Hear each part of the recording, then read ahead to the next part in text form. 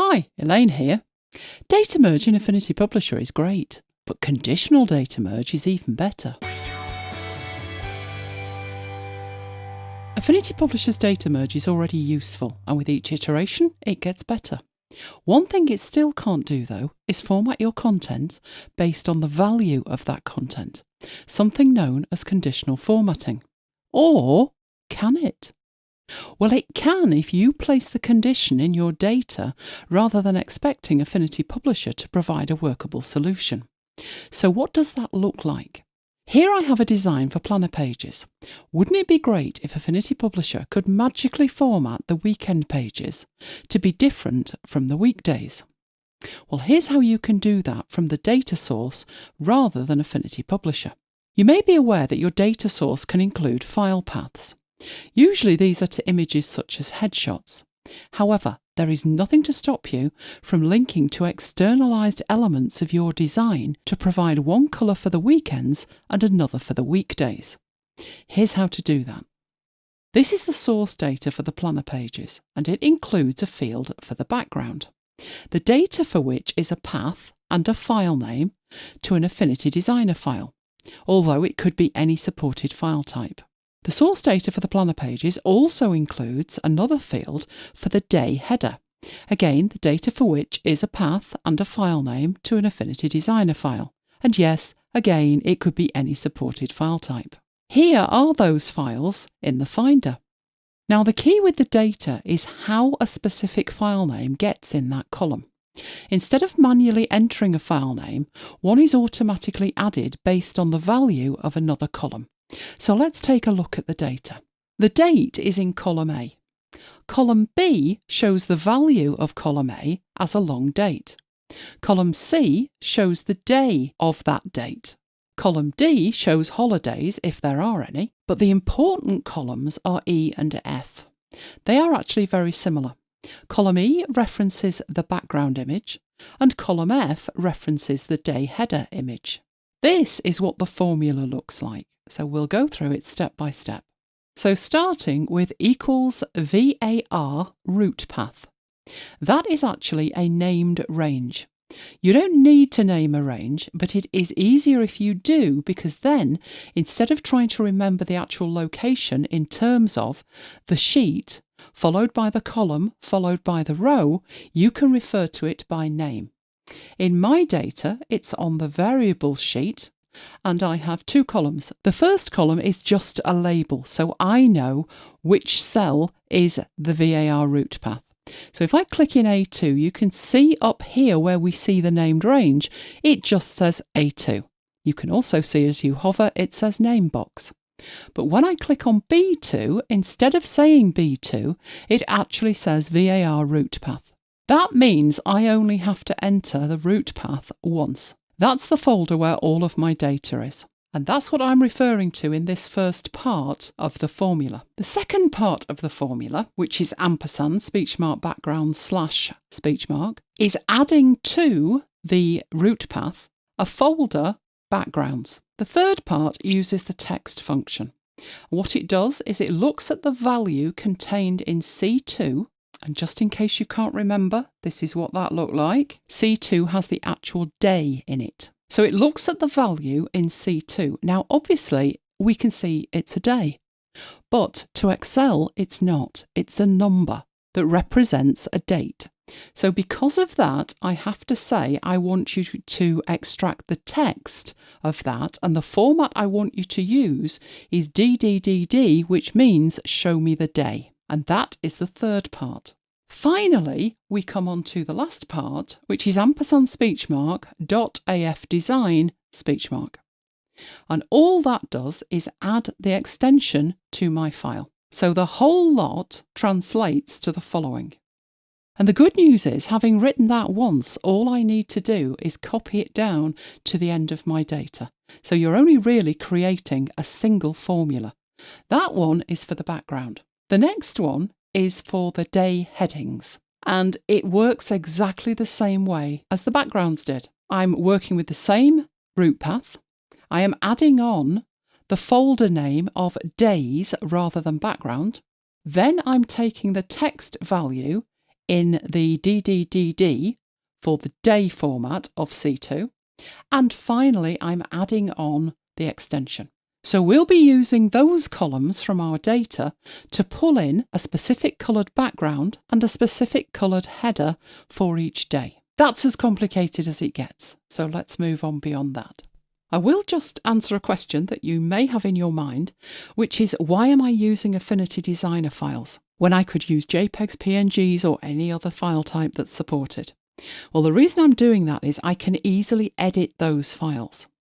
And if I can easily edit the files, I can create multiple versions of the planner by just rerunning the data merge rather than redesigning or manually changing anything. Now that is it for the data file.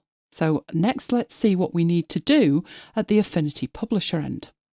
So here's the planner page we'll be using. Pretty simple, but let's jazz it up a bit. I have a few placeholders in there already, but I need to add the ability to hook up to the graphics we're going to bring in. So first of all, I need to bring in the Data Merge Manager and connect to the data. The next thing I need to do is to make sure that the data source is correct. So this is in the top half. The most important thing is to make sure that you've selected the correct sheet. So my first sheet was variables, and then I have a range of other dates available, but I'm actually working to the 2024 one here. So make sure that I've selected that. Then I can move that out of the way, because up in my fields panel, which I will pull out so we can see it better, I will then have access to my data. So it's this one here, Data Merge Planner Source Data, and these are the 6 fields that I have available. We won't be using them all, but we will be using everything we need. So I'll start with the simple standard data merge stuff, which is I have some text in there telling me what I need to put in there, but I'm going to delete that text and I'm going to double click on the field in the fields panel. You don't actually need to do that. You could just put brackets around it, but just to make sure I've got exactly what I need and there are no misspellings, I will make sure that I've double clicked the field. Right, now we've got the 2 text elements in there that we need. But we also need 2 graphic elements. So I am going to get a picture frame and I am going to put that up here. And I happen to know that the size, I'm nearly there, I need that to be 25.8. Oh, and I do not need these linked together. So let me get that back to what it was, which was 74. And now just make sure that it's in the correct place. So I'm making sure that it's centered and it's just touching the long date. Now at this point, that is not hooked up to any data. It is a standard picture placeholder. To hook it up to data, all I need to do is go to my fields data, and this one is the day header. So as soon as I double click that, it changes from having a cross in it to having the image indication telling me that it's actually hooked up. There's only one more thing that I need to do. But to understand what I'm actually doing with that, we'll need to take a look at the layers panel, which is I have a body background here. You might be wondering what I've got that for, because if I turn it off, nothing changes. There is a reason that it's there though, and that is when I add my picture placeholder, my second one, and I put that over the top like that, I'm going to bring in a solid colour. Obviously, if that is above my body background, I'm not going to see the white background, and I may not see the actual planner information as easily as I could. So what I'm doing is I'm putting that picture placeholder behind the body background and also behind everything else that is in there. But just so we can see what happens, I am going to select everything else and toggle it off so we can see just that background. Because with that background selected, so make sure that I have that background selected, I need to hook it up to the background. So a swift double click there.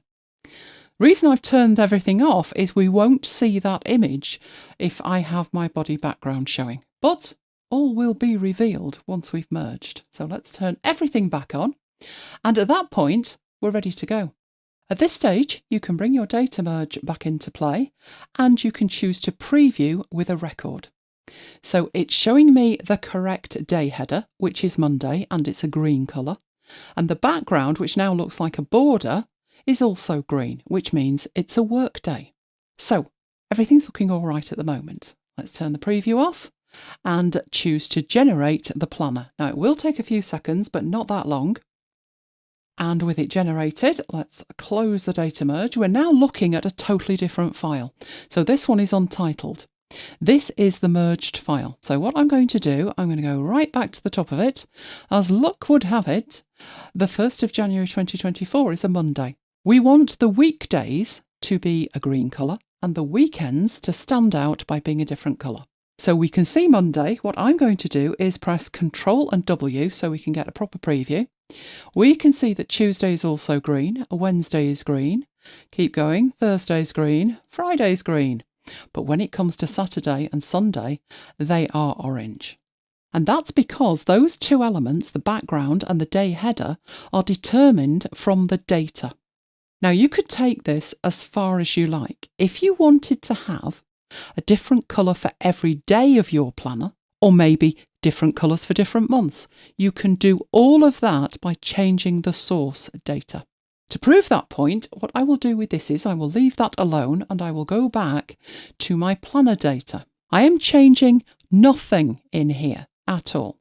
What I am going to do is change my images. Back into my Finder, and I'm swapping out my backgrounds and days for a second set of background and days.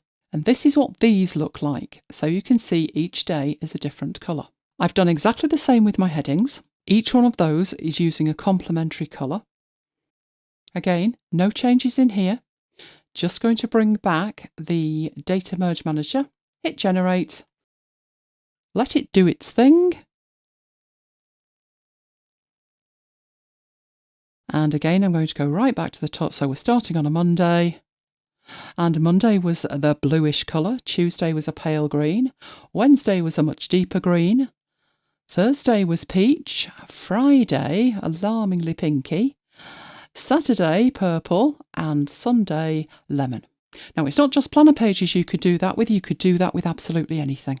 So it could be tickets, different categories of which are a different colour, it could be catalogue items, you could use this absolutely anywhere. So let's do a quick recap. Affinity Publisher does not have native support for conditional formatting yet, but I'm sure it's something that Serif are thinking about. So the way to do it is to add the condition in your source data rather than Affinity Publisher. All you need to do is create the conditional elements. I used Affinity Designer, but you can use any supported file format, and then data merge as usual, and you're done. If you want new tutorials and tips and tricks on a regular basis, check out my free training at elainegiles.com/VIP. Hit the subscribe button and notification bell so you don't miss future tutorials. And if you have any requests for specific tutorials, be sure to contact me. I would love to hear from you. Thanks for watching and see you next time.